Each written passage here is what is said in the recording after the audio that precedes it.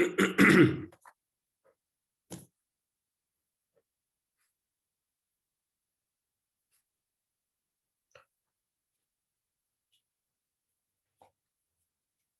बेटा last class पे हम लोगों ने एल्कलाइन अर्थ मेटल के कंपाउंड्स का डिस्कशन स्टार्ट किया था।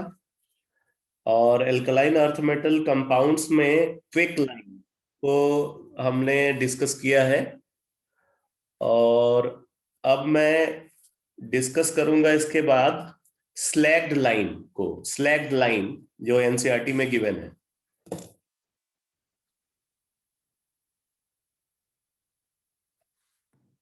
स्लैग्ड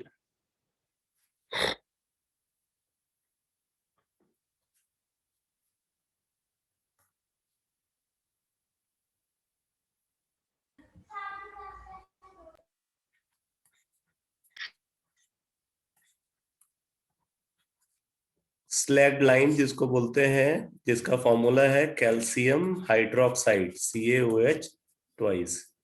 ठीक है, इसको स्लैग्ड लाइन बोलते हैं। तो स्लैग्ड लाइन कैसे प्रोड्यूस किया जाता है, यहाँ पे देखो एनसीईआरटी में लिखा हुआ है calcium hydroxide is prepared by adding water to quick lime. Quick lime में वाटर ऐड करके स्लैग्ड लाइन को प्रोड्यूस करते हैं। यानी कि ये रिएक्शन होगी CaO plus H2O gives CaOH twice.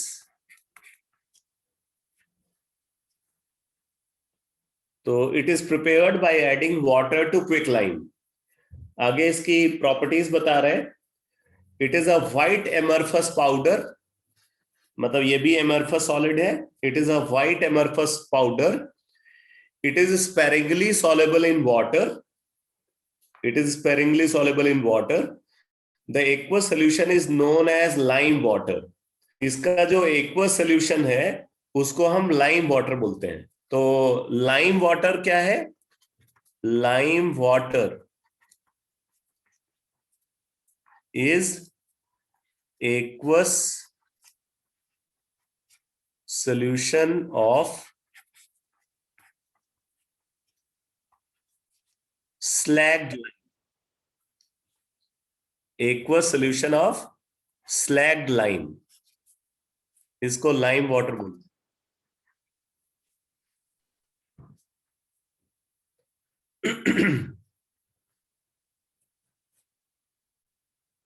So the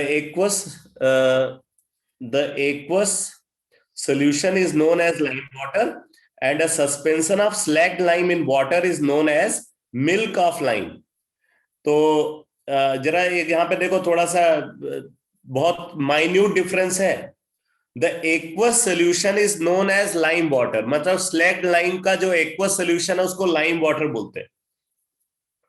और आगे बोला है and a suspension of slaked lime in water is known as milk of lime.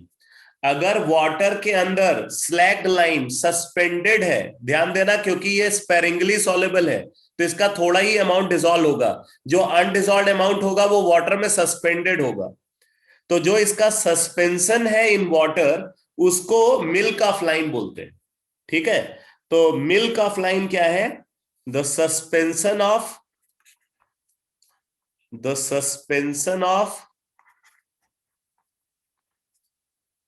slacked lime, the suspension of slacked lime in water is called milk of lime।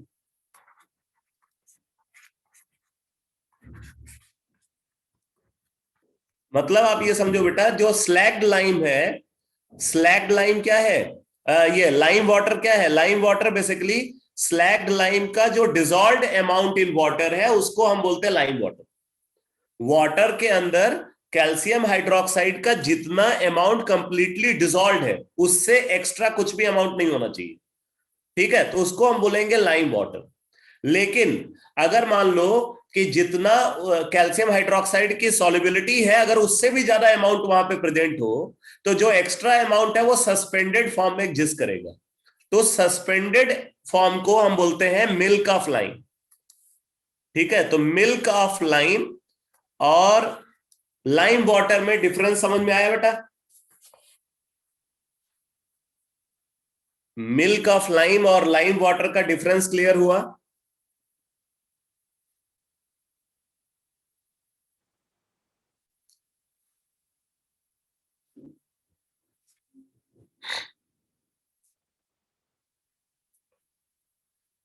तो milk of lime है slaked lime का suspension in water, जबकि lime water क्या है?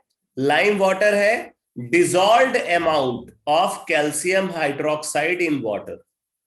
उससे extra कुछ भी calcium hydroxide नहीं होना चाहिए, मतलब सॉलिबिलिटी के बराबर या उससे कम अमाउंट अगर कैल्शियम हाइड्रोक्साइड का प्रेजेंट है तो हम उसको लाइम वाटर बोलेंगे। अब जरा आगे देखो, बोल रहे हैं when carbon dioxide is passed through lime water it turns milky due to the formation of calcium carbonate. तो अगर लाइम वाटर से हम CO2 गैस को पास करें तो मिल्कीनेस अपीयर होती है। ये बात आपने काफी पहले से पढ़ रखा है, काफी इंपॉर्टेंट इंफॉर्मेशन है, बहुत बड़ी कॉमन इंफॉर्मेशन। ठीक है, तो यहां पे बोल रहे हैं कि अगर लाइम वाटर है, लाइम वाटर का मतलब कैल्शियम हाइड्रोक्साइड प्रेजेंट है वहां पे, और उससे हमने पास किया CO2 को, तो CO2 को पास करने पे फॉर्म हो जाता है कैल्शियम कार्बोनेट प्लस H2O। इसकी वजह से मिल्कीनेस अपीयर होती है।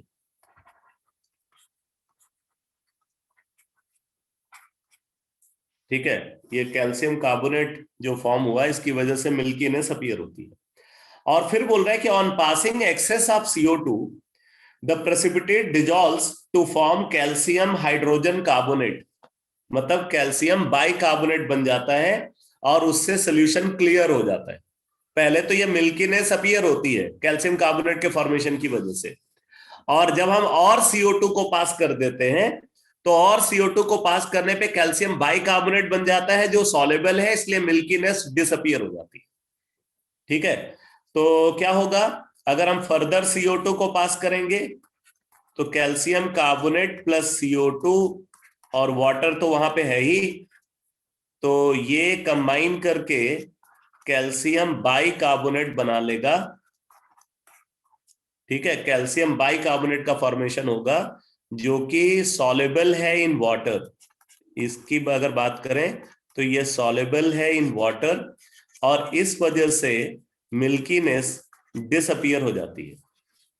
तो ये जो फैक्ट आप देख रहे हो, जो रिएक्शंस यहाँ पे ऑब्जर्व हो रही हैं, बेसिकली कार्बन डाइऑक्साइड की प्रेजेंस को डिटेक्ट करने का एक एनालिटिकल टेस्ट है।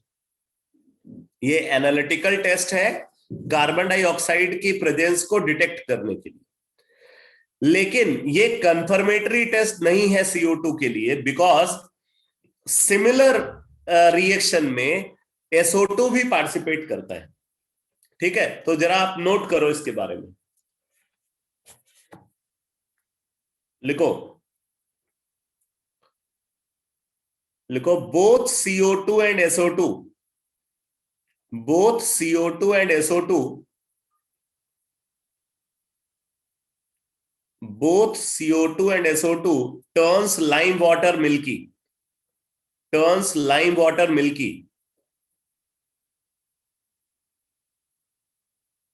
and milkiness disappear, and milkiness disappear, and milkiness disappear if excess of gas is passed, if excess of gas is passed, if excess of gas is passed। ठीक है, तो अगर मान लो हमने कंसिडर किया SO2 को, अगर हम SO2 को पास करेंगे तो SO2 को पास करने पे यहां पे बन जाता है CaSO3 प्लस H2O। इसकी वजह से मिल्कीनेस अपीयर होगी। और अगर हम एक्सेस SO2 को पास करेंगे तब क्या होगा, उस कंडीशन में यहाँ पे फॉर्म हो जाएगा CaHSO3 कैल्शियम बाइसल्फाइड, जो कि सॉल्युबल है इन वाटर। तो इस वजह से मिल्कीनेस डिसअपियर हो जाती है। ठीक है, सॉल्युबल इन वाटर है इसलिए मिल्कीनेस डिसअपियर हो जाती है। तो एकदम सिमिलर रिएक्शन है, जैसे CO2 के साथ ऑब्जर्व हो रहा है वैसे SO2 के साथ ऑब्जर्व हो रहा है। तो अब बात आती है कि अगर हमें CO2 और SO2 को डिस्टिंग्विश करना हो तो कैसे डिस्टिंग्विश कर सकते हैं। ठीक है, तो आप देखो क्या है कि अगर हम CO2 को एसिडिफाइड पोटेशियम डाइक्रोमेट के साथ ट्रीट करते हैं तो कोई रिएक्शन ऑब्जर्व नहीं होती। ठीक है, CO2 को अगर एसिडिफाइड पोटेशियम डाइक्रोमेट के साथ ट्रीट करें तो कोई रिएक्शन ऑब्जर्व नहीं होती, बिकॉज पोटेशियम डाइक्रोमेट CO2 को ऑक्सीडाइज नहीं कर सकता। CO2 में कार्बन की ऑक्सीडेशन स्टेट ऑलरेडी +4 है, कार्बन को फर्दर ऑक्सीडाइज नहीं किया जा सकता। ठीक है, इसलिए क्या होगा, यहाँ पे कोई कलर चेंज ऑब्जर्व नहीं होगा। अब ये पोटेशियम डाइक्रोमेट जो है ये ऑरेंज कलर्ड है, अगर रिएक्शन होती तो पोटेशियम डाइक्रोमेट की ऑक्सीडेशन स्टेट में चेंज आता, और पोटेशियम डाइक्रोमेट की ऑक्सीडेशन स्टेट में अगर चेंज आता तो कलर चेंज होता। बट यहाँ पे रिएक्शन होती ही नहीं, इसलिए कोई कलर चेंज ऑब्जर्व नहीं होता। बट अगर मान लो हम SO2 को कंसीडर करें, तो SO2 को अगर हम एसिडिफाइड पोटेशियम डाइक्रोमेट के साथ ट्रीट करते हैं तो ये इसको ऑक्सीडाइज करके सल्फेट आयन में कन्वर्ट कर देता है और खुद क्रोमियम 3 पॉजिटिव में कन्वर्ट हो जाएगा। ठीक है, अब इस प्रोसेस में अगर आप देखो तो पहले इसका कलर ऑरेंज है और बाद में ये जो क्रोमियम 3 पॉजिटिव इसका कलर ग्रीन होता है, यानी कि कलर चेंज होगा फ्रॉम ऑरेंज टू ग्रीन। तो अगर एसिडिफाइड पोटेशियम डाइक्रोमेट के साथ वो गैस कलर चेंज दिखाती है फ्रॉम ऑरेंज टू ग्रीन, ठीक है, कौन सी गैस, जो लाइम वाटर के साथ मिल्कीनेस प्रोड्यूस करती है और मिल्कीनेस डिसअपियर हो जाता है जब हम एक्सेस ऑफ गैस को पास करते हैं, तो ये कंफर्म करता है कि वो गैस SO2 है। और अगर कोई गैस लाइम वाटर के साथ मिल्कीनेस प्रोड्यूस करती है और मिल्कीनेस डिसअपियर हो जाती है एक्सेस ऑफ गैस को पास करने पे, बट एसिडिफाइड पोटेशियम डाइक्रोमेट के साथ वो कोई कलर चेंज नहीं दिखाती, तो कंफर्म है कि वो CO2 है। तो इस तरीके से आप CO2 और SO2 को डिस्टिंग्विश कर सकते हो। तो ये दोनों का डिस्टिंक्शन समझ में आया बेटा? CO2 और SO2 का डिस्टिंक्शन समझ में आया?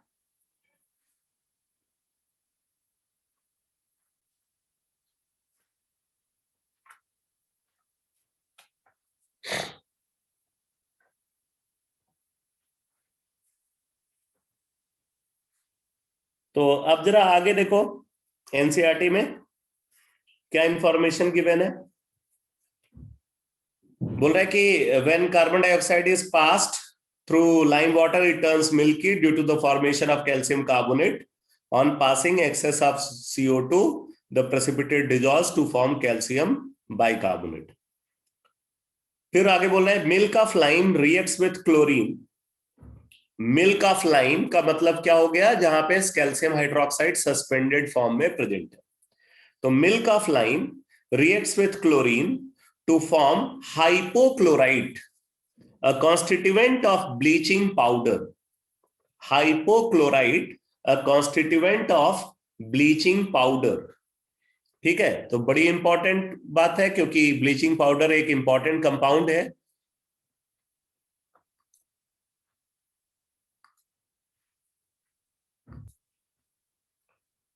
तो यहां पे बोल रहे हैं कि मिल्क ऑफ लाइम है, मतलब कैल्शियम हाइड्रोक्साइड एक्सेस में है,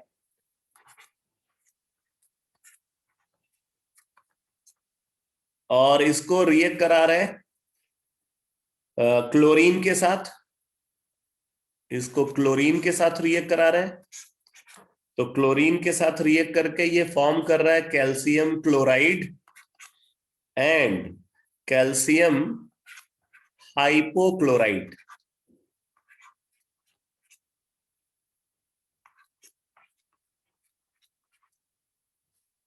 ठीक है, तो इसको हम बोलते हैं ब्लीचिंग पाउडर। ये जो मिक्सचर है, this mixture is called bleaching powder. थोड़ा सा मैं और इलेबोरेट करता हूं ब्लीचिंग पाउडर को।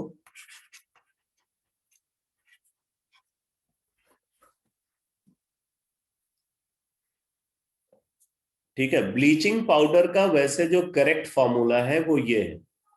ठीक है, complete formula of bleaching powder.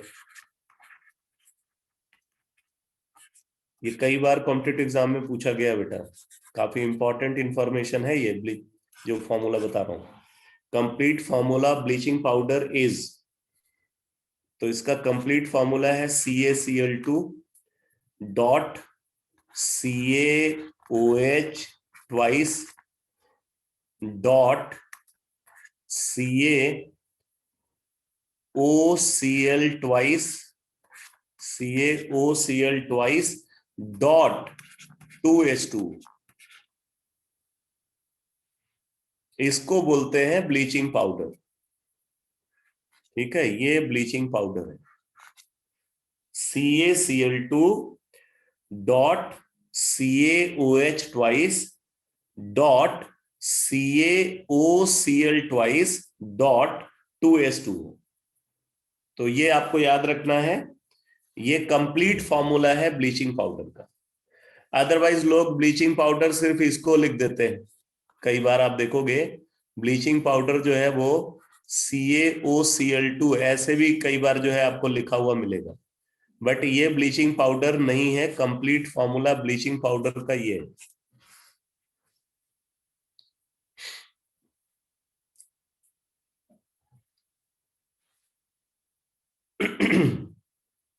अब इसके यूजेस देखो, ये स्लैक्ड लाइम के यूजेस बता रहे हैं।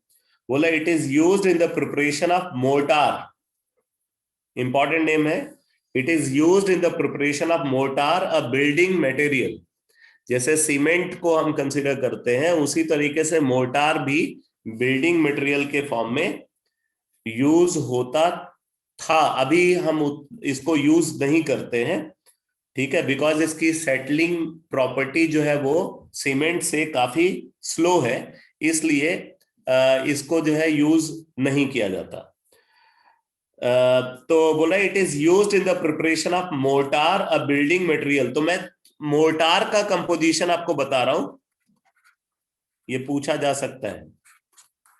मोर्टार, मोर्टार में क्या होता है, अगर हम इसका कंपोजिशन कंसीडर करें तो 1 पार्ट इसके अंदर प्रेजेंट होता है कैल्शियम हाइड्रोक्साइड का। 1 part calcium hydroxide plus 3 to 4 part, 3 to 4 part silica, SiO2। ठीक है, और उसके अलावा यहाँ पे कंसिडर करते हैं water, plus water. Mortar 1 part calcium hydroxide, ठीक, 3 to 4 part silica plus water, इसको बोलते हैं मोर्टार।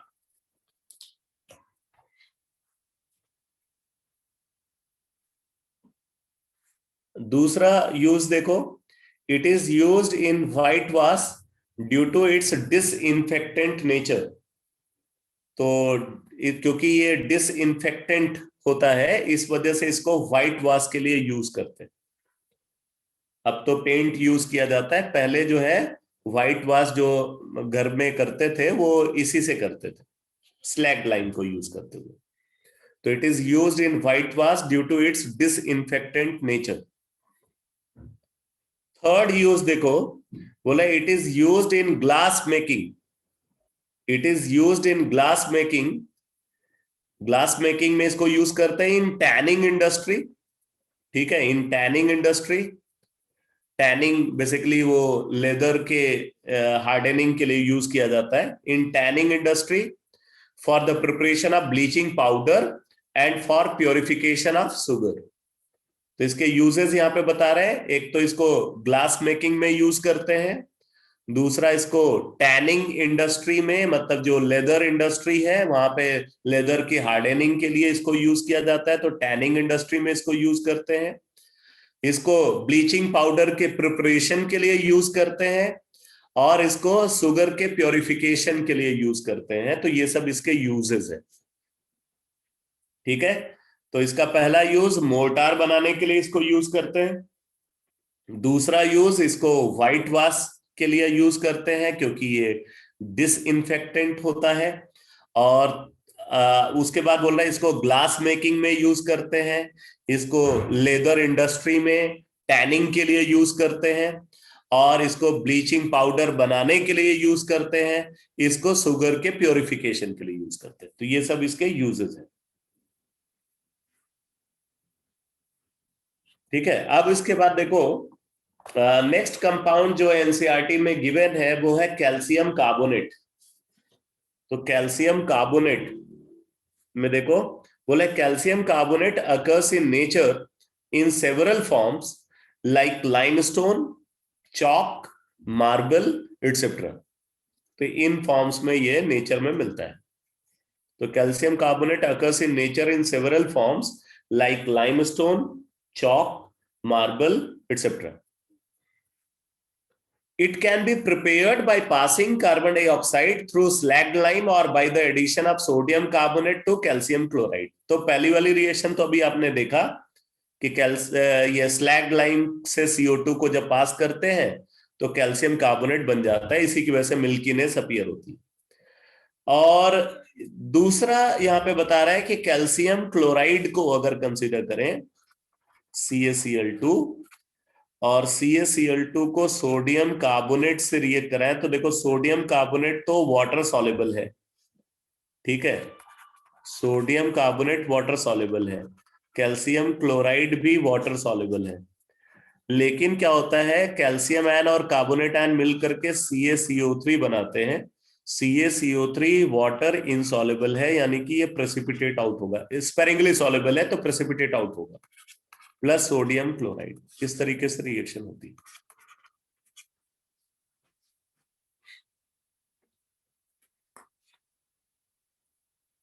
आगे देखो, बोल रहा है कि excess of carbon dioxide should be avoided since this leads to the formation of water soluble calcium bicarbonate. तो जैसे पहली वाली रिएक्शन की बात करें कि अगर आप CO2 को एक्सेस में ले लोगे तो कैल्शियम कार्बोनेट की बजाय कैल्शियम बाइकार्बोनेट बन जाएगा। इसलिए CO2 को हमें एक्सेस में नहीं लेना है, लिमिटेड अमाउंट में CO2 होना चाहिए।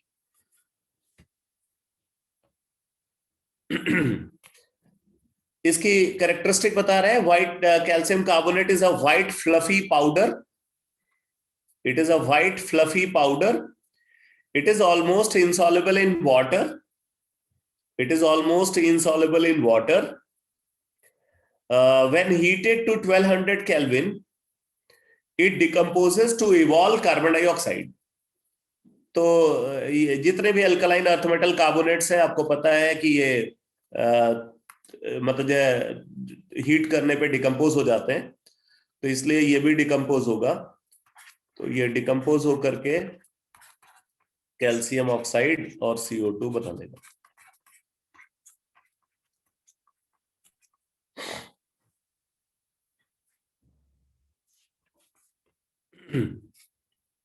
It decomposes to evolve CO2.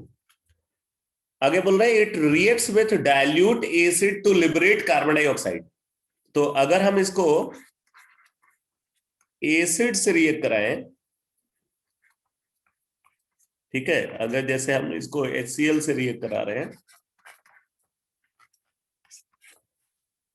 तो यहां पे कैल्शियम क्लोराइड बन जाएगा और H2CO3 बनेगा, जो डिकम्पोज होकर के CO2 और H2O में कन्वर्ट हो जाता है।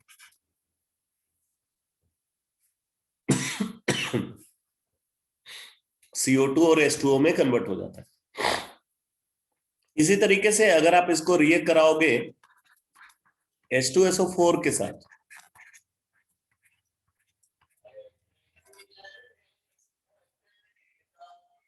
अगर हम इसको H2SO4 के साथ ट्रीट करेंगे तो यहाँ पे कैल्शियम सल्फेट बन जाएगा CO2 प्लस H2। तो आप देख रहे हो CO2 गैस जब एसिड से हम रिएक्ट कराएंगे, ये वैसे सिर्फ कैल्शियम कार्बोनेट की बात नहीं है, कोई भी कार्बोनेट को आप कंसीडर करो तो वो एसिड से रिएक्ट करके CO2 गैस प्रोड्यूस करता है। ये बाइकार्बोनेट के साथ भी ऑब्जर्व होता है।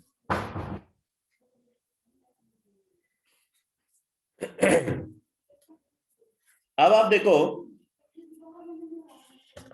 आगे कंसीडर किया गया है, आगे इसके यूजेस को डिस्कस किया गया है। तो यूजेस में देखो बोला it is used as a building material in the form of marble. ठीक है, मार्बल के फॉर्म में इसको बिल्डिंग मटेरियल में यूज करते हैं। And in the manufacture of quick lime. अब आप देखो हीट करने पे कैल्शियम ऑक्साइड बना रहा है, ये वाली रिएक्शन देखो, तो कैल्शियम ऑक्साइड का फॉर्मेशन कर रहा है, मतलब इसको क्विक लाइम बनाने के लिए यूज करते हैं। Calcium carbonate along with magnesium carbonate is used as a flux in the extraction of metals such as iron। तो इसको बेसिक फ्लक्स के फॉर्म में यूज करेंगे। तो जब आप इसको हीट करोगे तो कैल्शियम ऑक्साइड बनेगा जो बेसिक ऑक्साइड है, तो इसलिए ये बेसिक फ्लक्स की तरह यूज होगा। ठीक है, ये बेसिक फ्लक्स की तरह यूज होगा। लास्ट क्लास में भी मैंने आपको बताया था इसके बारे में कि जैसे मान लो कि अगर सिलिका इम्प्योरिटी के फॉर्म में प्रेजेंट है तो उसको हम कैल्शियम ऑक्साइड के साथ अगर हीट करें, ठीक है, कैल्शियम ऑक्साइड के साथ अगर हम इसको हीट करें तो कैल्शियम सिलिकेट बन जाता है स्लैग। ये स्लैग बन जाता है कैल्शियम सिलिकेट। और ये सिलिका जो है यहाँ पे ये इम्प्योरिटी है, और तब ये बोला जाएगा बेसिक फ्लक्स, क्योंकि सिलिका एसिडिक ऑक्साइड है। तो जब कोई एसिडिक इम्प्योरिटी होगी तो एसिडिक इम्प्योरिटी को बेसिक फ्लक्स के साथ हीट करके हम स्लैग फॉर्मेशन करेंगे, तो ये इम्प्योरिटी जो है स्लैग के फॉर्म में रिमूव हो जाएगी। बेसिकली ये जो स्लैग फॉर्मेशन होता है ये तब यूज होता है जब हम मेटल जो ओर का रिडक्शन कर रहे होते हैं। जब हम ओर का रिडक्शन करते हैं तो रिडक्शन प्रोसेस में क्या होता है कि एक तो जो मेटल ऑक्साइड होगा, मेटल ऑक्साइड रिड्यूस होकर के मेटल में कन्वर्ट होगा, और उसके साथ स्लैग भी जो इंप्योरिटीज होती है वो स्लैग में कन्वर्ट हो जाती है। अब ये जो स्लैग होता है, स्लैग जो है मॉल्टेन मेटल के साथ ये मिसेबल नहीं होता। ठीक है, स्लैग जो है वो मॉल्टेन मेटल के साथ इमिसेबल है। तो इमिसेबल होता है, और दूसरी बात इसकी डेंसिटी मॉल्टेन मेटल से कम होती है। अब ध्यान से समझना क्या क्या बोल रहा हूं। एक तो ये मॉल्टेन मेटल के साथ इमिसेबल है, दूसरा इसकी डेंसिटी मॉल्टेन मेटल से कम होती है। तो इस वजह से क्या होता है, ये मॉल्टेन मेटल के ऊपर ये फ्लोट करता है, और मॉल्टेन मेटल के ऊपर इसके होने की वजह से क्या होता है, जो मेटल है वो डायरेक्टली एटमॉस्फेरिक गैसेस के कांटेक्ट में नहीं आता, तो इससे वो मेटल दोबारा से कंबाइंड फॉर्म में कन्वर्ट नहीं हो पाता। मतलब वहां पे जब आप मेटल का रिडक्शन कर रहे हैं तो रिडक्शन के फॉर्म में जो स्लैग प्रेजेंट है ना, वो उसको फर्दर ऑक्सीडाइज होने से बचाता है, मेटल को फर्दर कंबाइंड फॉर्म में जाने से रोकता है। ठीक है, तो इसलिए स्लैग फॉर्मेशन एक एडवांटेज देता है जब हम मेटल का रिडक्शन कर रहे हैं। ये बात समझ में आ रही बेटा?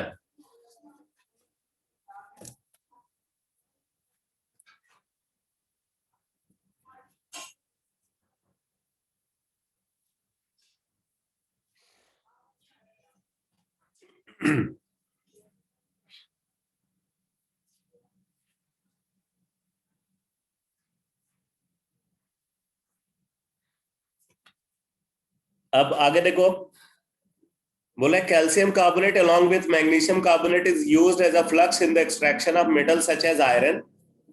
Specially precipitated calcium carbonate is extensively used in the manufacture of high quality paper. High quality paper मतलब जो ग्लॉसी पेपर होता है ना, जो पेपर शाइन करता है, बहुत चिकना जो जो होता है, जो है उस पेपर को बनाने के लिए कैल्शियम कार्बोनेट को यूज किया जाता है। तो specially precipitated calcium carbonate is extensively used in the manufacture of high quality paper. It is also used as an antacid, इसको एंटासिड के फॉर्म में यूज करते हैं। Mild abrasive in toothpaste, a constituent of chewing gum and a filler in cosmetics। लेकिन यहाँ पे आपको बता दूं कि जो ये आपने देखा था, जो मैग्नीशियम हाइड्रोक्साइड को हमने मिल्क ऑफ मैग्नीशिया बोला था, पीछे जो है ये डिस्कशन आया था, मिल्क ऑफ मैग्नीशिया, ये टर्म कहीं आया था ना?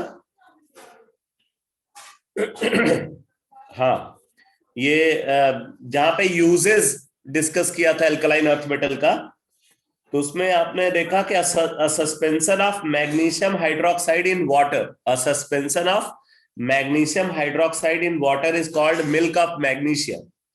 उसको भी एंटासिड के फॉर्म में यूज करते हैं और इसको भी एंटासिड के फॉर्म में यूज करते हैं, बट क्योंकि ये ज्यादा बेसिक होता है इस वजह से ये उतना अच्छा एंटासिड नहीं है। मिल्क ऑफ मैग्नीशिया जो है वो बेटर एंटासिड है, ठीक है।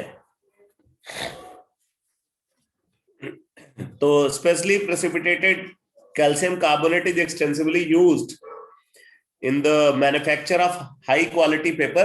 It is also used as an antacid, mild abrasive in toothpaste, a constituent of chewing gum and a filler in cosmetics। तो ये सब इसके यूजेस हैं। अब आप देखो, अगला कंपाउंड है कैल्शियम सल्फेट। कैल्शियम सल्फेट, जिसमें यहाँ पे बात कर रहे हैं प्लास्टर ऑफ पेरिस की, ठीक है। ये बहुत ही इंपॉर्टेंट डिस्कशन है, जितने भी कंपाउंड्स का डिस्कशन यहाँ पे गिवन है, जिसमें सबसे ज्यादा क्वेश्चन के पूछने की पॉसिबिलिटी जो है एल्कलाइन अर्थ मेटल में, वो यहां से, ठीक है। तो कैल्शियम सल्फेट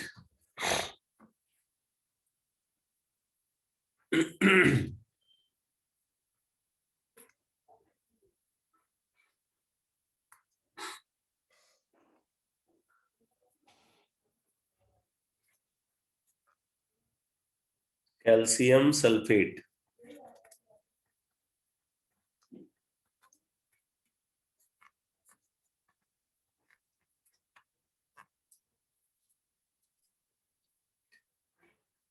तो बोल रहे हैं कि plaster of Paris is a hemihydrate of calcium sulphate, ठीक है। Plaster of Paris is a hemihydrate of calcium sulphate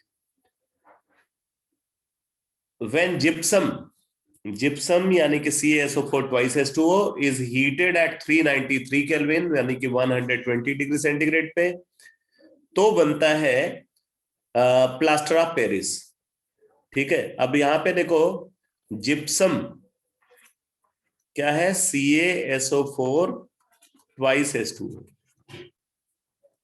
ये है जिप्सम। इसको हीट कर रहे हैं 120 डिग्री सेंटीग्रेड पे। तो यहाँ पे टेम्परेचर बहुत इंपॉर्टेंट है, टेम्परेचर बदल दोगे प्रोडक्ट बदल जाएगा। CaSO4 डॉट हाफ H2O, ये बनता है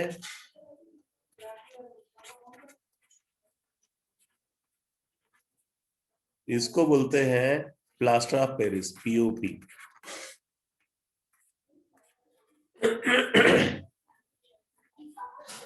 ठीक है, या आप इसी रिएक्शन को ऐसे भी लिख सकते हो, क्योंकि हाफ H2O लिखना अच्छा नहीं लगता है, इस वजह से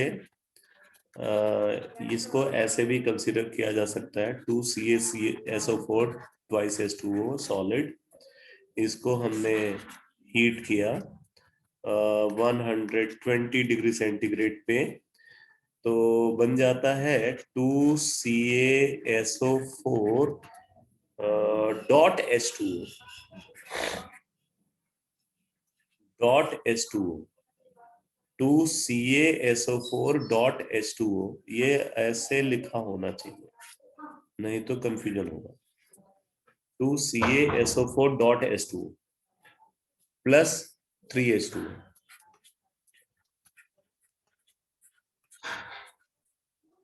ठीक है, ये POP को ऐसे भी लिखा जा सकता है।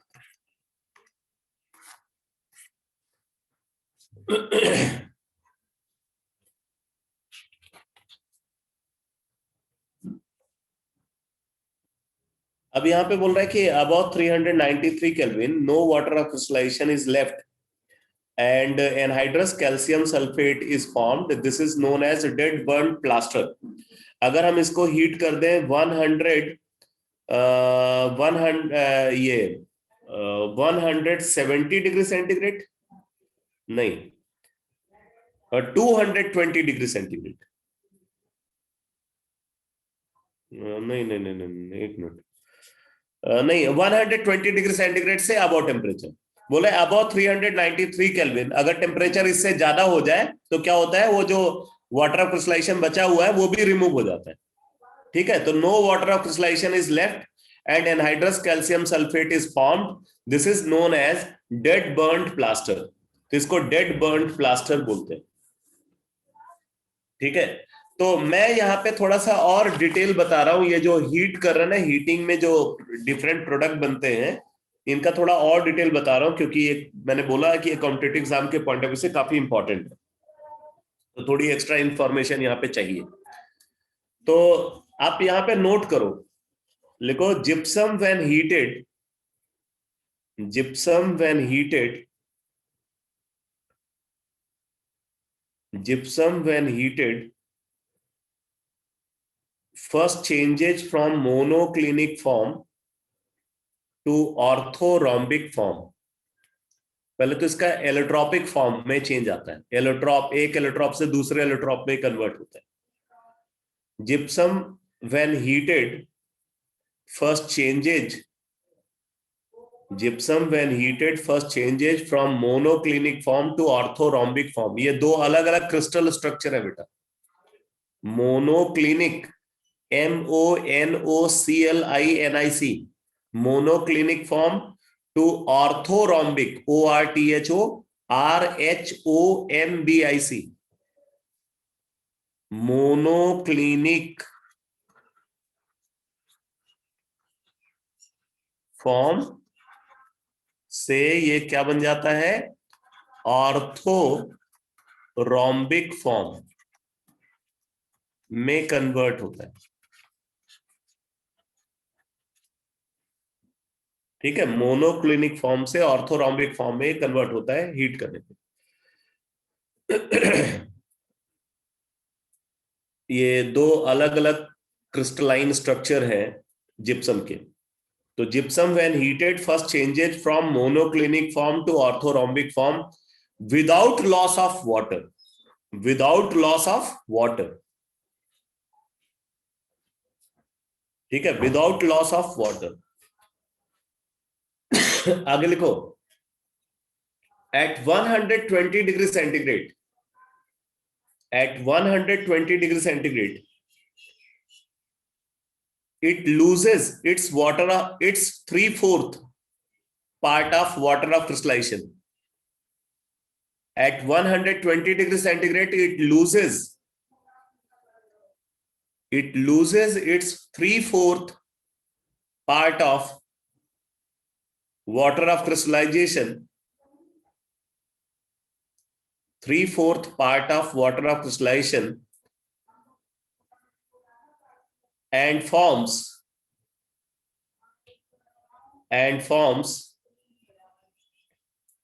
a hemihydrate, and forms a hemihydrate called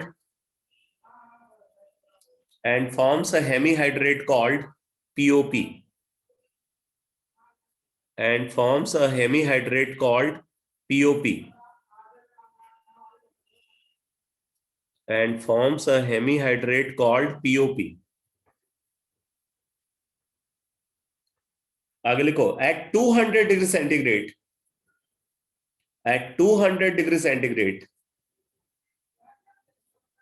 at 200 degrees centigrade, it becomes anhydrous. It becomes anhydrous, which is known as dead burnt plaster.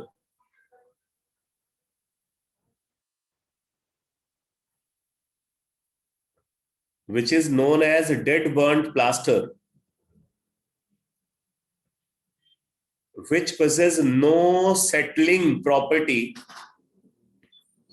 which possess no settling property, which possess no settling property,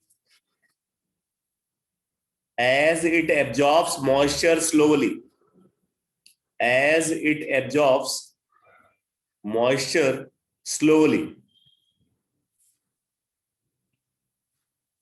उसकी settling property नहीं, जैसे POP होता है बहुत तेजी से set हो जाता है, ठीक है, पीओपी को सेट होने में 5 to 15 मिनट लगते हैं। जो डेड बर्न प्लास्टर होता है वो धीरे धीरे करके मॉइस्चर एब्जॉर्ब करता है, इसलिए आसानी से सेट नहीं होता, ठीक है। तो अब ये पूरा चेंज को अगर देखें रिएक्शन के टर्म्स में, तो ये सब कुछ इस तरीके से हुआ है। सबसे पहले CaSO4 dot twice H2O solid था, ये मोनोक्लिनिक फॉर्म में प्रेजेंट था, ठीक है। मोनोक्लिनिक इसका क्रिस्टल स्ट्रक्चर है। कुल मिलाकर के मैं आपको बता दूं, नेचर में 7 डिफरेंट टाइप के क्रिस्टल सिस्टम ऑब्जर्व होते हैं, ठीक है। उनमें से 2 नेम यहाँ पे सामने लिखे हुए, मोनोक्लिनिक एंड ऑर्थोरोम्बिक। तो पहले ये मोनोक्लिनिक फॉर्म में प्रेजेंट था, हीट करने पे इसका क्रिस्टल स्ट्रक्चर बदल गया, मतलब केमिकल कंपोजिशन में कोई चेंज नहीं हुआ। जैसे आप समझ लो कि भाई ग्रेफाइट है और डायमंड है, तो दोनों कार्बन से ही बने होते हैं, मतलब केमिकल कंपोजिशन तो सेम है, बस इंटरनल स्ट्रक्चर बदल जाता है। उसी तरीके से यहाँ भी इंटरनल स्ट्रक्चर चेंज हुआ और उससे ये मोनोक्लिनिक से बन गया ऑर्थोरोम्बिक। मोनोक्लिनिक से ये ऑर्थोरोम्बिक बन गया। और अगर हम इसको फर्दर हीट करते हैं 120 डिग्री सेंटीग्रेड पे, तो 120 डिग्री सेंटीग्रेड पे ये बन जाता है CaSO4 half H2O, CaSO4 half H2O यानी कि POP। और अगर हम इसको फर्दर हीट कर देते हैं 200 डिग्री सेंटीग्रेड पे, तो अब ये बन जाता है एनहाइड्रस कैल्शियम सल्फेट में, जिसको हम बोलते हैं क्या, इसको बोलते हैं डेड बर्न्ड प्लास्टर,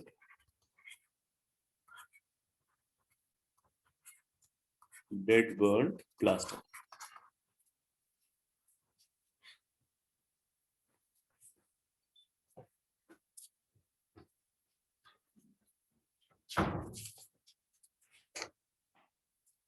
अब आप देखो,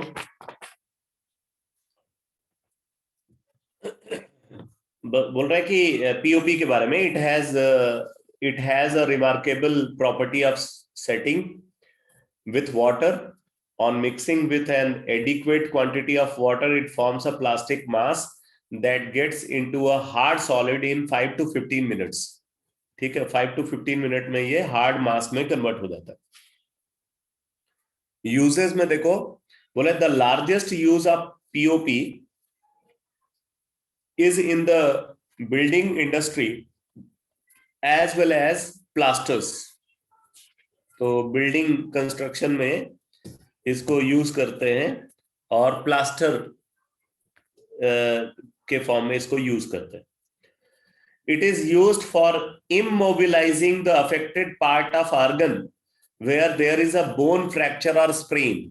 तो वो जो जब किसी को फ्रैक्चर हो जाता है तो उस पे जो जो प्लास्टर लगाते हैं ना डॉक्टर्स, ठीक है, वो जो है वो बेसिकली पीओपी ही होता है। तो it is used for immobilizing the affected part of organ where there is a bone fracture or sprain. It is also employed in dentistry. तो dentistry में भी इसको यूज करते हैं. In ornamental work and for making casts and of statues and busts. तो ये सब बनाने के लिए पीओपी को यूज किया जाता है. कई सारे इंपॉर्टेंट एप्लीकेशन आप यहाँ पे देख रहे हैं. ठीक है. लार्जेस्ट यूज इसका क्या है? बिल्डिंग इंडस्ट्री में, प्लास्टर्स के लिए, और उसके बाद इसको यूज करते हैं बोन फ्रैक्चर होने पे जो प्लास्टर चढ़ाते हैं उस पार्ट पे, उसके लिए यूज करते हैं. इसको डेंटिस्ट्री में यूज करते हैं, ऑर्नामेंटल वर्क के लिए इसको यूज करते हैं, और स्टैचूज एंड बस्ट बनाने के लिए, उनका कास्ट बनाने के लिए इसको यूज करते हैं. तो ये सब यूजेस है पीओपी के. अब इसके बाद आप देखो सीमेंट को डिस्कस किया गया है. ठीक है, सीमेंट. तो सीमेंट के बारे में जरा देखो. बोल रहे कि cement is an important building material. It was first introduced in England in 1824 by Joseph Aspdin. Joseph एस्पडीन ने सबसे पहले सीमेंट को इंट्रोड्यूस किया, सबसे पहले सीमेंट बनाया. It is also called Portland cement because it resembles with the natural limestone quarried in the Isle of Portland, England. तो क्योंकि ये देखने में वो नेचुरल लाइमस्टोन जो पोर्टलैंड में मिलता है उसके जैसा दिखता था, इस वजह से इसको पोर्टलैंड सीमेंट भी बोला जाता है. तो it is also called Portland cement because it resembles with the natural limestone quarried in the isle of Portland, England.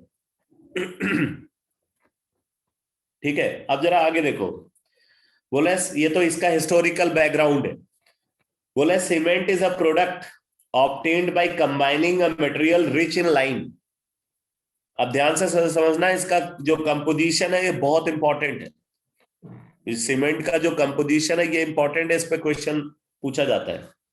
तो cement is a product obtained by combining a material rich in lime, calcium oxide, with other materials such as clay, which contains silica, along with the oxides of aluminum, iron and magnesium. इनके oxides present होते हैं. The average composition of Portland cement is, अब Portland cement को अगर consider करें तो उसका average composition क्या है?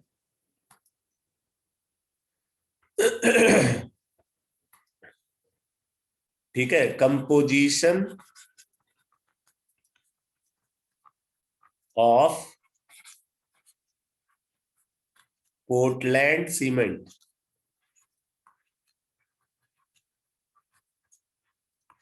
इज, तो उसमें बता रहे हैं कि कैल्शियम ऑक्साइड है 50 to 60%, यानी कि मेन कंपोनेंट तो यही है. 50 to 60% कैल्शियम ऑक्साइड होता है. सिलिका होता है इसके अंदर 20 to 25%. तो सेकंड लार्जेस्ट कंपोजिशन सिलिका का है. ठीक है. एल्यूमिना है इसके अंदर 5 to 10%. 5 to 10% alumina. Magnesium oxide है, मैग्नीशियम ऑक्साइड 2 to 3%. ठीक है. Fe2O3 haematite, Fe2O3 1 to 2%. ठीक है. एंड SO3 बता रहे हैं 1 to 2%. ये इसका कंपोजिशन है. इसका मतलब है कि मोस्ट ये एबंडेंट, मतलब मोस्ट कॉमन कंपोनेंट जो है मैक्सिमम अमाउंट में है वो है कैल्शियम ऑक्साइड, उसके बाद सिलिका, फिर एल्यूमिना, फिर मैग्नीशियम ऑक्साइड, फिर Fe2O3 एंड SO3. आगे बोला है for a good quality cement the ratio of silica to alumina should be between 2.5 and 4। तो अगर एक अच्छे क्वालिटी का सीमेंट है तो in a good quality cement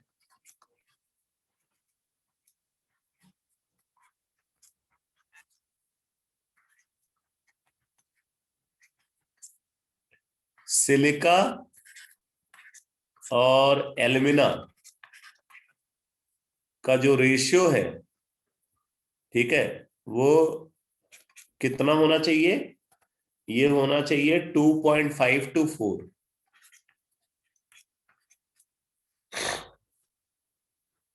मतलब एल्यूमिना का जो अमाउंट है उसका 2.5 times to 4 times सिलिका होना चाहिए।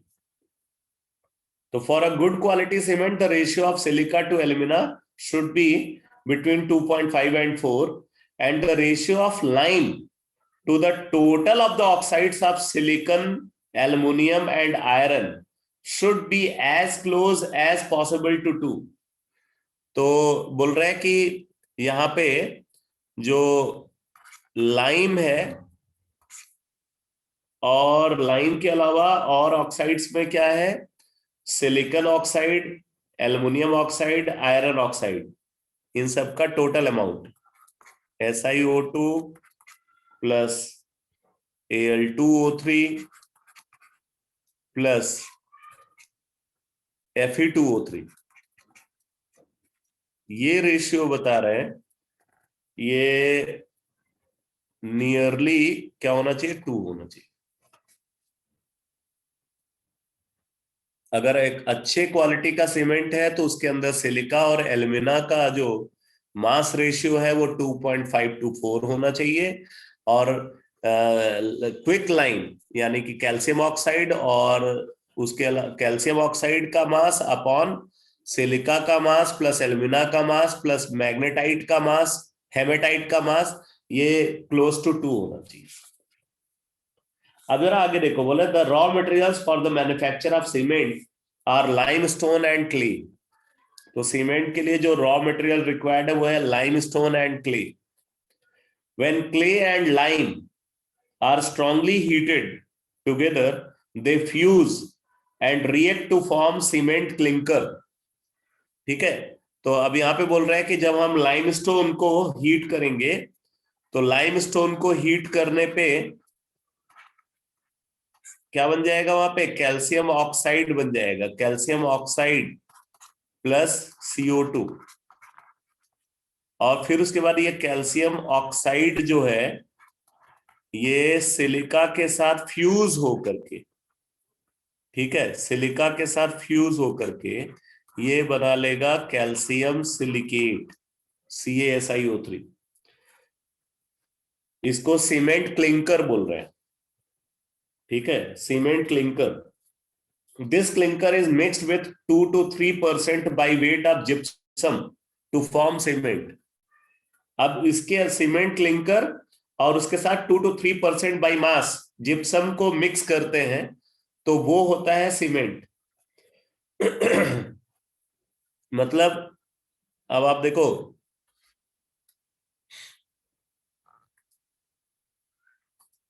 तो यहां पे सीमेंट क्या है? सीमेंट है सीमेंट क्लिंकर,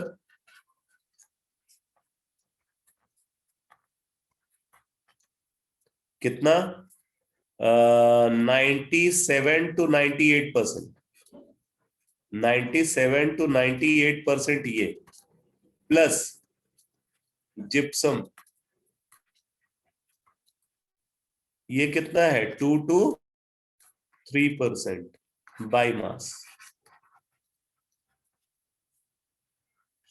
इसको बोल रहे हैं सीमेंट।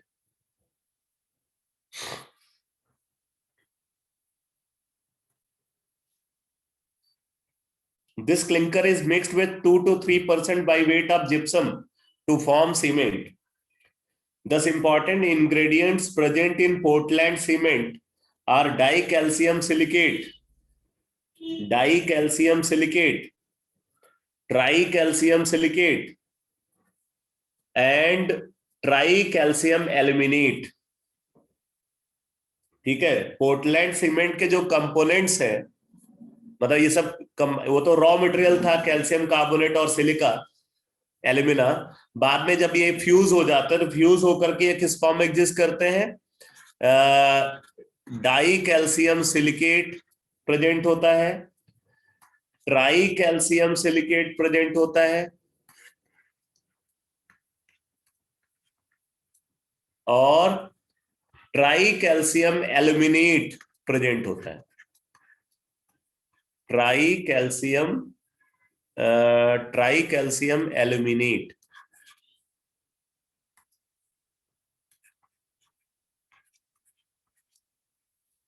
ठीक है, कितना होता है die calcium silicate? 26%। Try calcium silicate कितना होता है? 51%। और ट्राई कैल्शियम एल्यूमिनेट कितना होता है? 11%।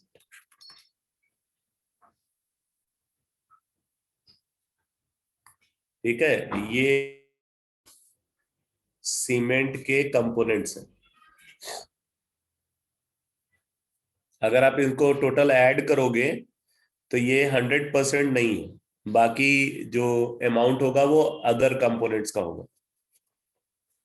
51 प्लस 26 कितना हो गया? 77। 77 प्लस 11 88। बाकी 12% अदर कंपोनेंट होंगे।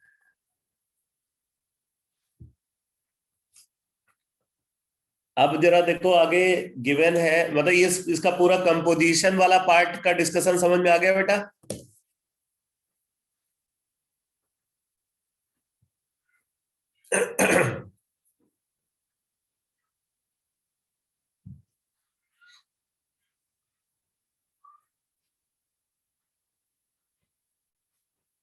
अब आप देखो, नेक्स्ट कॉन्सेप्ट है सेटिंग ऑफ सीमेंट। तो बोला है when mixed with water the setting of cement takes place to give a hard mass. This is due to the hydration of the molecules of the constituent and their rearrangement. The purpose of adding gypsum is, बहुत important है ये line, ये पूछी जाती है। The purpose of adding gypsum is only to slow down the process of setting of the cement. Cement के अंदर gypsum को क्यों ऐड किया जाता है? तो बोल रहा है कि सीमेंट के अंदर जिप्सम को इसलिए ऐड किया जाता है जिससे कि उसका जो सेटिंग टेंडेंसी है वो स्लो हो जाए। और सेटिंग टेंडेंसी जितनी स्लो होगी ना, वो उतना ज्यादा मजबूती देगा बिल्डिंग स्ट्रक्चर को। ठीक है, अब आप देखो पीओपी से फिनिशिंग तो अच्छी आ जाती है, पीओपी बहुत तेजी से सेट भी हो जाता है, लेकिन पीओपी जो है वो स्ट्रेंथ नहीं देता। लेकिन सीमेंट जो है, सीमेंट का सेटिंग नेचर जो है वो कम है पीओपी के कंपेयर में, इसलिए वो ज्यादा स्ट्रेंथ देता है। और मैं आपको बता दूं, सीमेंट से भी ज्यादा स्ट्रेंथ जो है वो मोर्टार देता है। लेकिन मोर्टार को अगर कंस्ट्रक्शन के लिए यूज करें ना, तो जो कंस्ट्रक्शन की स्पीड है वो स्लो हो जाएगी। तो कंस्ट्रक्शन स्पीड को फास्ट बनाने के लिए सीमेंट को यूज किया जाता है मोर्टार की जगह पे, समझ में? अदरवाइज जो मोर्टार है, या पुराने जो बिल्डिंग्स थे उनको कंस्ट्रक्ट करने के लिए मोर्टार को यूज किया जाता था। तो अब आप देखो भी कितनी ज्यादा होती है। आज की बिल्डिंग बना दो तो 20 साल बाद भरोसा नहीं है कि खड़ी रहेगी कि नहीं। तो समझ में आ रहा है यहाँ पे सीमेंट के अंदर जिप्सम का क्या यूज है?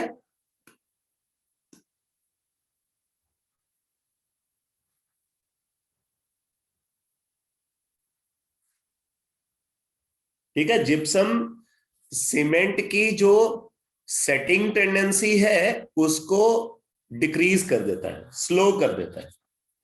The purpose of adding gypsum is only to slow down the process of setting up the cement so that it gets sufficiently hardened. So that it gets sufficiently hardened. तो ये याद रखना बेटा, बहुत important है, ये पूछा जाता है और अक्सर मैंने देखा 1 मार्क सेक्शन में आता है ये क्वेश्चन। यूजेस में देखो, बोला cement has become a commodity of national necessity for any country next to iron and steel. ठीक है, आयरन और स्टील के बाद सबसे ज्यादा यूज जो है वो सीमेंट का ही होता है। बोला it is used in concrete and reinforced concrete. It is used in concrete and reinforced concrete, in plastering and in the construction of bridges, dams and buildings. ठीक है, तो इनको बनाने के लिए सीमेंट को यूज करते हैं। अब आप देखो लास्ट डिस्कशन गिवन है इस ब्लॉक का, biological importance of magnesium and calcium. Biological importance of magnesium and calcium. तो अब यहाँ पे आप देखो बोल रहे हैं कि an adult body contains about 25 gram of magnesium and 1200 gram of calcium, compared with only 5 gram of iron and 0.06 gram of copper. अब सोचो कि आयरन सिर्फ 5 ग्राम है बॉडी में और लोग बोलते हैं आयरन मैन। ठीक है, 5 ग्राम बॉडी है, बॉडी के अंदर आयरन है और आयरन मैन बोलते हैं। तो an adult body contains about 25 gram of magnesium and 1200 gram of calcium. तो आप देख रहे हो कि कैल्शियम का अमाउंट कितना है, 1200 ग्राम। ठीक है, मैग्नीशियम का अमाउंट कितना है बता रहे हैं 25 ग्राम। और आपने देखा था एल्कैली मेटल्स में पोटेशियम का अमाउंट बॉडी के अंदर था 170 ग्राम। ठीक है, और सोडियम का अमाउंट था 90 ग्राम। ठीक है, आयरन का 5 ग्राम और कॉपर का 0.06 ग्राम।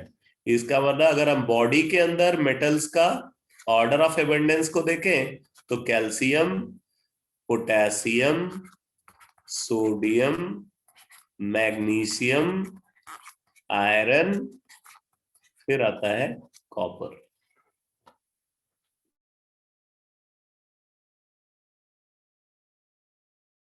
अब आगे देखो, the daily requirement in the human body has been estimated to be 200 to 300 milligram.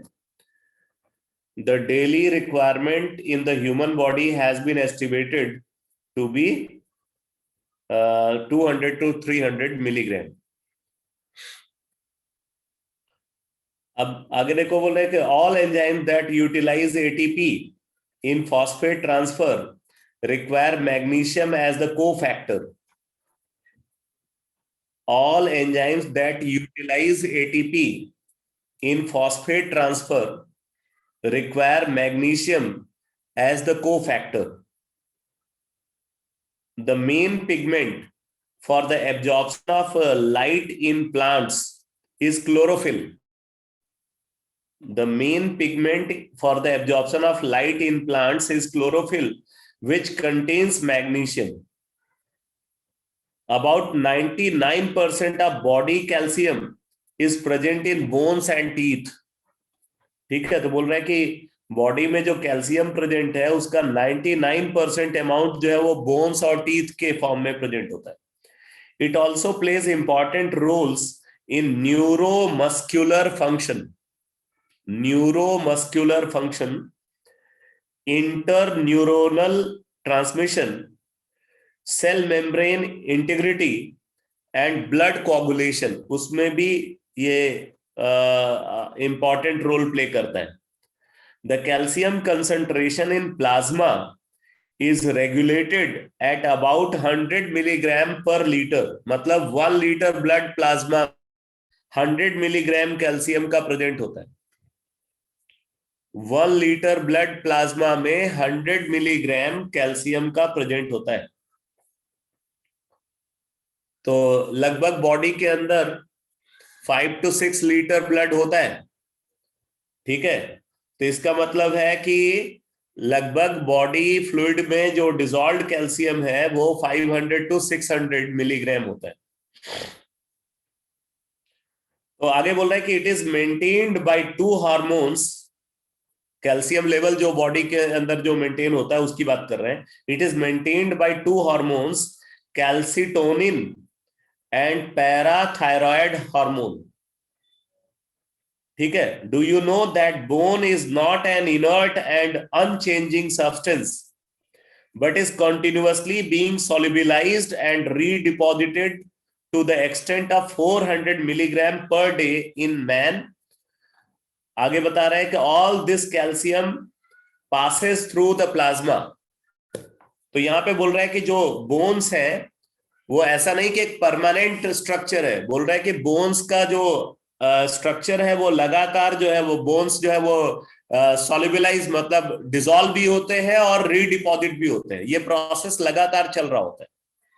Bones dissolve भी हो रहा है, मतलब बोन्स के अंदर जो कैल्शियम है वो डिसॉल्व भी हो रहा है और वो रीडिपॉजिट भी हो रहा है।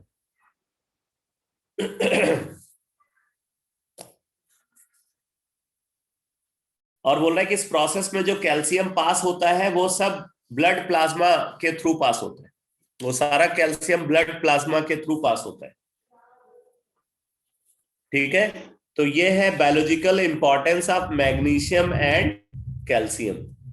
तो ये पूरा डिस्कशन क्लियर हुआ बेटा?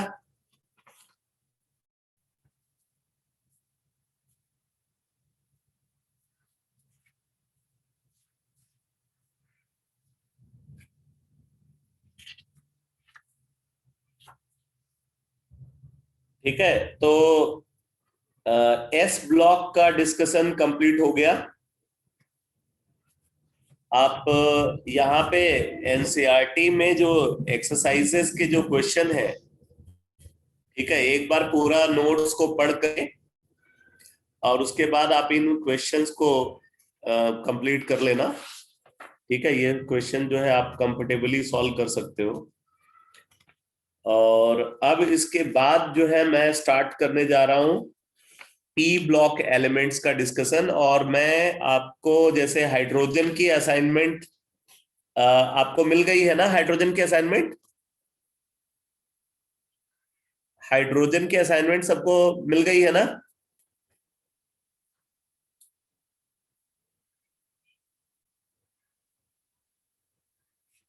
हाइड्रोजन के असाइनमेंट शेयर तो किया था। एक मिनट, मुझे लग रहा है कि उसमें डाल दिया है क्या, ऐप के ऐप में शायद जो है ऐड किया हुआ है। रुक जाओ, मैं चेक करके बताता हूँ।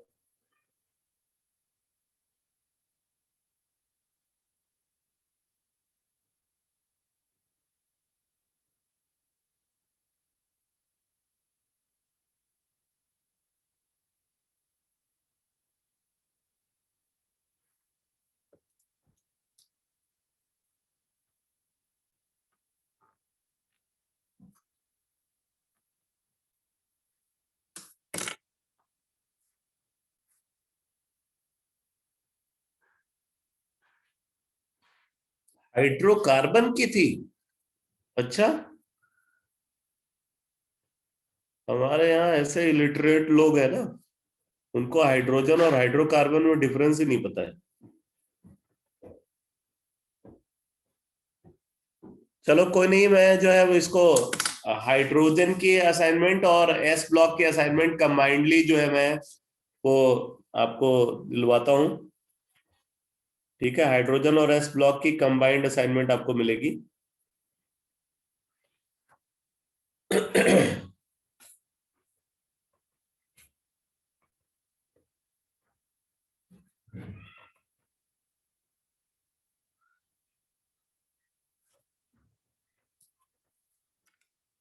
अब आप देखो बेटा, P block elements, P block elements.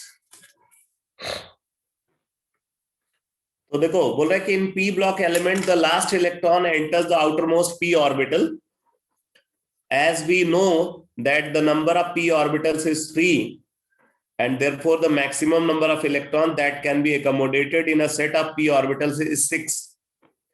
Consequently there are 6 groups in of p block elements in the periodic table. तो अगर हम p block को कंसीडर करें तो पी ब्लॉक में टोटल 6 ग्रुप है। अब वो 6 ग्रुप अगर हम कंसीडर करें तो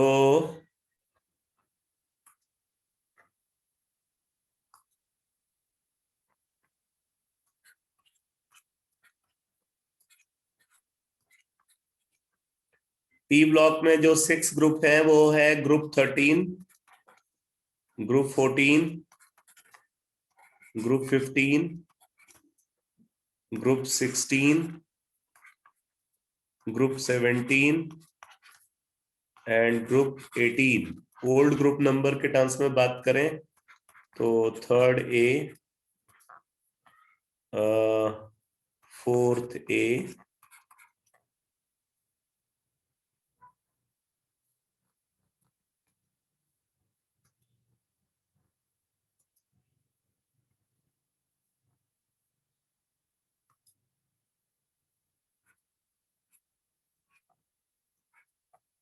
fourth A, fifth A, sixth A, seventh A and zero group. ये इनका ओल्ड ग्रुप नंबर है।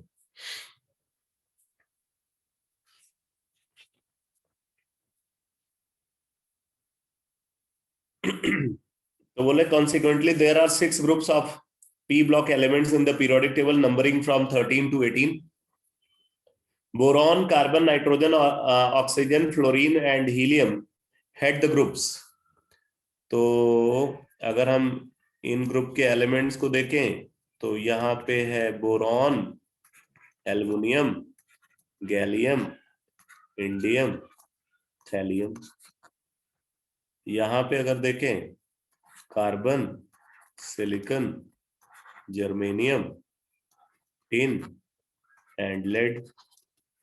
यहाँ पे अगर देखें nitrogen, phosphorus, arsenic, antimony, bismuth. इधर oxygen, sulphur, selenium, tellurium, polonium. इधर अगर आप देखो fluorine, chlorine, bromine, iodine and astatine. अगर आप यहाँ पे देखो तो helium, neon, argon, krypton, xenon and radon. ये एलिमेंट आते हैं। तो आप देख सकते हो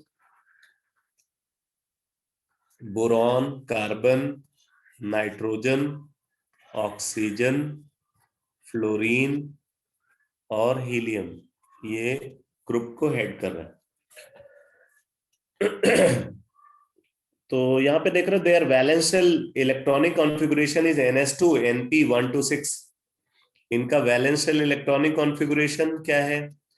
तो यहाँ पे अगर आप देखो तो NS2 NP1 है, यहाँ पे NS2 NP2 है, यहाँ पे NS2 NP3 है, यहाँ पे NS2 NP4 है, यहाँ पे NS2 NP5 है और इधर अगर आप देखोगे तो NS2 NP6 है।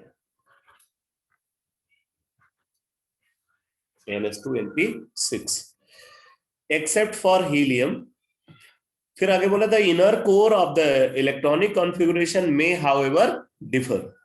तो यहाँ पे बोल रहा है कि जो कोर कॉन्फ़िगरेशन है, कोर कॉन्फ़िगरेशन में चेंज हो सकता है। तो अब जैसे यहाँ पे आप देखो मैं ये सारी बात इधर लिखता जा रहा हूं। जैसे इधर अगर आप बोरॉन वाला पीरियड को देखो तो इनर्ट गैस NS2 NPX है इसके लिए भी, और एल्युमिनियम वाले पीरियड में भी यही है।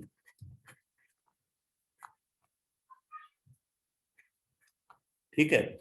गैलियम वाले पीरियड में है बेटा inert gas inert gas NS2 N-1 D10 NPX, और यही आपको इंडियम वाले पीरियड में भी मिलेगा, यही इंडियम वाले पीरियड में भी मिलेगा, inert gas NS2 N-1 D10 NPX। Thallium वाले पीरियड में आपको मिलेगा जो कॉन्फ़िगरेशन, यहाँ पे इस पीरियड में जो कॉन्फ़िगरेशन है वो क्या है, इनर्ट गैस, ठीक है।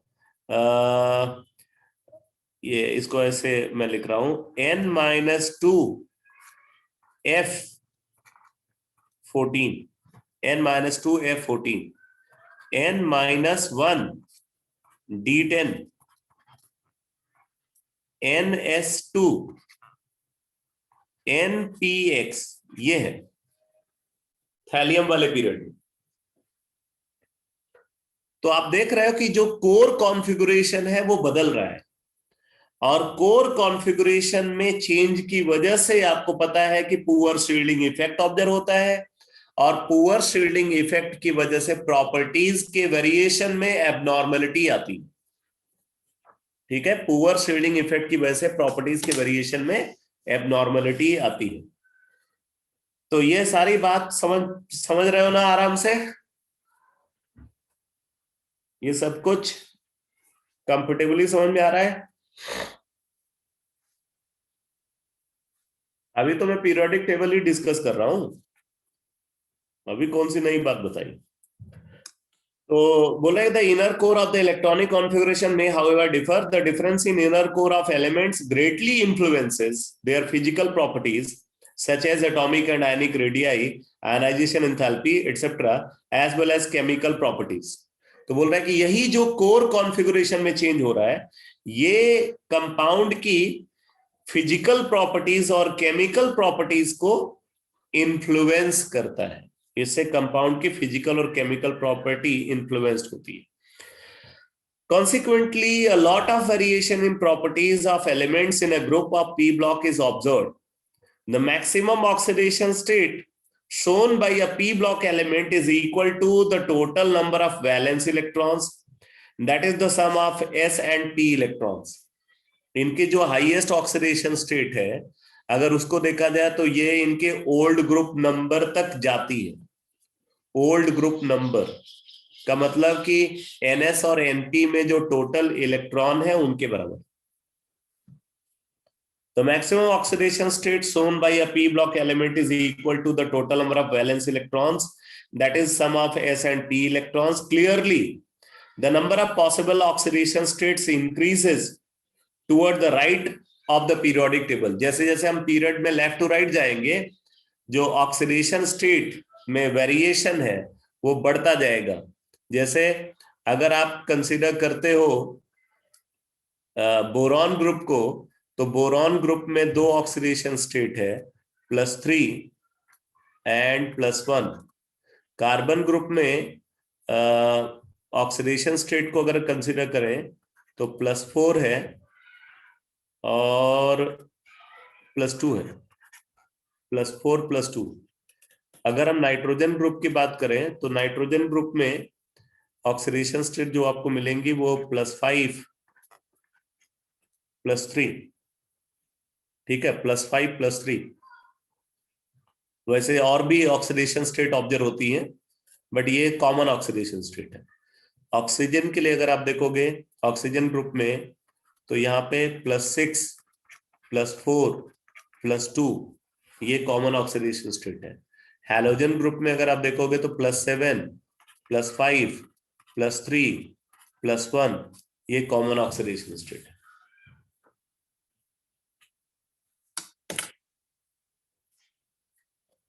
बोले clearly the number of possible oxidation states increases toward the right of the periodic table। In addition to this so-called group oxidation state, p block elements may show other oxidation states which normally but not necessarily differ from the total number of valence electrons by unit of 2।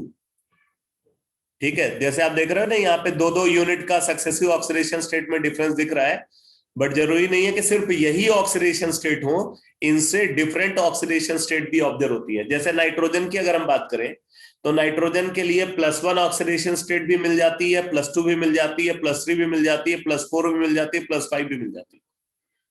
ठीक है, +1 +2 +3 +4 +5 ये सारी oxidation state nitrogen दिखाता है। इसी तरीके से जो दूसरे भी एलिमेंट्स है उनमें भी आपको जो है ऑक्सीडेशन स्टेट में वेरिएशन देखने को मिलेगा। तो in addition to this so-called group oxidation state, p block elements may also show other oxidation states which normally, मतलब ज्यादातर वो 2-2 यूनिट का डिफरेंस रखती हैं, but not necessarily differ from the total number of valence electrons by unit of 2.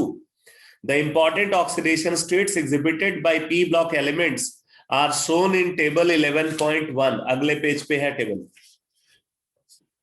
In boron, carbon and nitrogen families, the group oxidation state is the most stable state for the lighter elements in the group. एक बार पहले oxidation state देख लेते हैं, क्या given है यहाँ पे। देखो, ग्रुप नंबर 13 के लिए ग्रुप ऑक्सीडेशन स्टेट +3 है, other oxidation state +1। Group number 14 के लिए ग्रुप ऑक्सीडेशन स्टेट +4 है, अदर ऑक्सीडेशन स्टेट +2 और -4।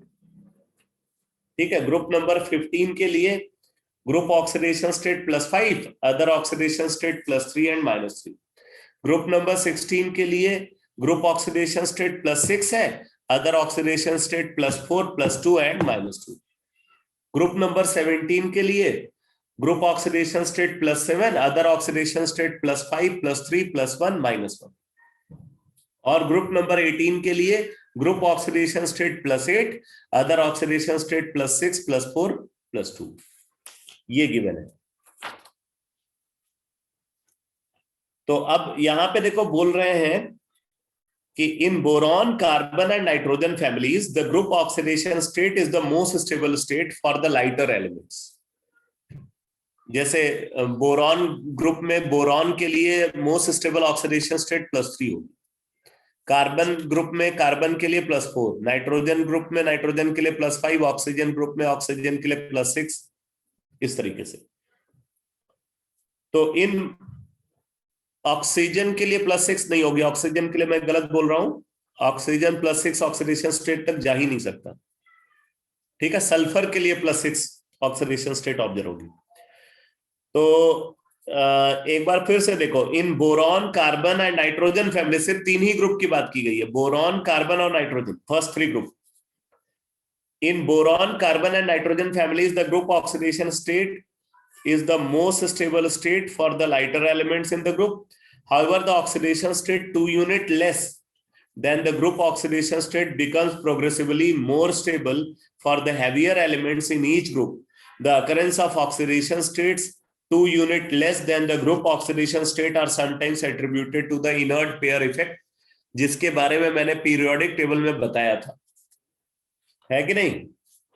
इनर्ट पेयर इफेक्ट के बारे में बताया था पीरियोडिक टेबल में, याद है?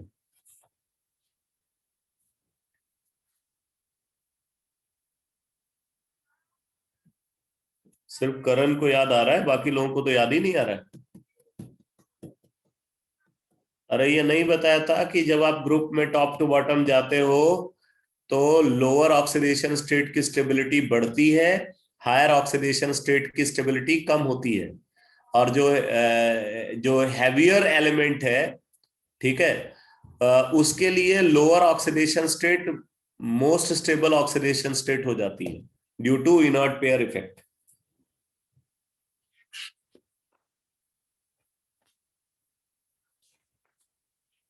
अब जरा आगे देखो, बोल रहा है the relative stabilities of these two oxidation states, the relative stabilities of these two oxidation states, group oxidation state and 2 unit less than the group oxidation state may vary from group to group and will be discussed at appropriate places. appropriate places का मतलब है कि अलग अलग group में ये discussion आएगा। ठीक है, फिलहाल आप 11th में तो सिर्फ 2 ग्रुप के बारे में ही पढ़ोगे, अच्छा, ये स्कूल एग्जाम के सिलेबस में है क्या पी ब्लॉक?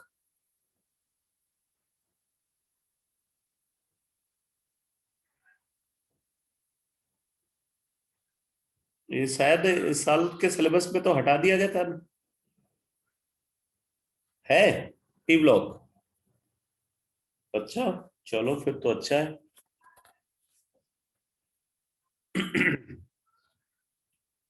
तो यहाँ पे बोला the relative stabilities of these two oxidation states, group oxidation state and 2 unit less than the group oxidation state may vary from group to group and will be discussed at appropriate places. It is interesting to note that the non-metals and metalloids exist only in the p block. ठीक है, non metal और metalloid ना तो आपको S block में मिलेंगे, ना D block में मिलेंगे, ना एफ ब्लॉक में मिलेंगे, वो सिर्फ पी ब्लॉक में ही मिलते हैं. It is interesting to note that the non-metals and metalloids exist only in the p block of the periodic table. The non-metallic character of elements decreases down the group. अगर आप group में top two button जाते हो तो metallic character बढ़ेगा, non metallic character कम होगा. The non-metallic character of elements decreases down the group. In fact, the heaviest element in each p block group is the most metallic in nature. मतलब carbon group में सबसे ज्यादा metallic lead है, boron group में thallium, nitrogen group में bismuth, ठीक है, oxygen group में पोलोनियम. तो इस तरीके से आप बोल सकते हो. This change from non-metallic to metallic character brings diversity in the chemistry of these elements depending on the group to which they belong. आप जब ग्रुप में टॉप टू बॉटम जाओगे तो ऊपर वाले एलिमेंट्स नॉन मेटालिक, बीच वाले मेटलॉइडिक और नीचे वाला मेटालिक, ऐसा ट्रेंड आपको यहाँ पे मिलेगा. ठीक है, टॉप वाला नॉन मेटालिक, बीच वाला मेटलॉइडिक और नीचे वाला मेटालिक. बोले in general non metals have higher ionisation enthalpies and higher electronegativities than the metals. आप इस बेसिस पे भी बोल सकते हो कि ऊपर से नीचे जाने पे इलेक्ट्रोनेगेटिविटी क्या होगी, कम होगी, आयनाइजेशन एंथैल्पी भी कम होगी. तो आयनाइजेशन एंथैल्पी जितनी कम होगी मेटालिक कैरेक्टर उतना ज्यादा होगा, इलेक्ट्रोनेगेटिविटी जितनी कम होगी मेटालिक कैरेक्टर उतना ज्यादा होगा. तो इन general non metals have higher ionization enthalpies and higher electronegativities than the metals. Hence in contrast to metals which readily form cations, non-metals readily form anions. Non-metals readily form anions. The compounds formed by highly reactive non-metals with highly reactive metals are generally ionic. Non-metal और metal के बीच का compound ionic होगा. The compounds formed by highly reactive nonmetals and highly reactive metals are generally ionic because of large differences in their electronegativities. On the other hand, compounds formed between nonmetals themselves are largely covalent in character. जो molecule non metallic element से बना है वो covalent होगा because of small differences in their electronegativities. The change of non-metallic to metallic character can be best illustrated by the nature of oxides they form. The non-metal oxides are acidic or neutral, whereas metal oxides are basic in nature. तो non-metal का oxide या तो acidic होगा या neutral होगा और metal का oxide basic होगा. The first member of P block differs from the remaining members of their corresponding group in two major aspects. In two major respects. अब जरा ये देखना है, बड़ा इंपॉर्टेंट पॉइंट है बेटा. The first member of P block differs from the remaining members of their corresponding group in two major respects. ये हर group के डिस्कशन में ये बात आएगी जो यहाँ पे जनरल डिस्कशन में बता रहा. बोले first is the size. First is the size, उसका साइज काफी छोटा है. First is the size and all other properties which depend on size. क्योंकि साइज बहुत छोटा है तो साइज बहुत छोटा होने की वजह से क्या होगा, उसकी आयनाइजेशन एंथैल्पी हाई होगी, उसकी इलेक्ट्रोनेगेटिविटी हाई होगी, उसमें नॉन मेटालिक कैरेक्टर ज्यादा होगा. ये सब बात.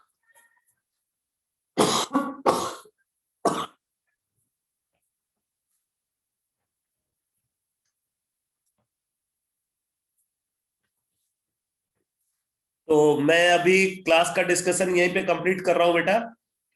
अब इसको कल की क्लास में डिस्कस करेंगे आगे की इंफॉर्मेशन। ओके।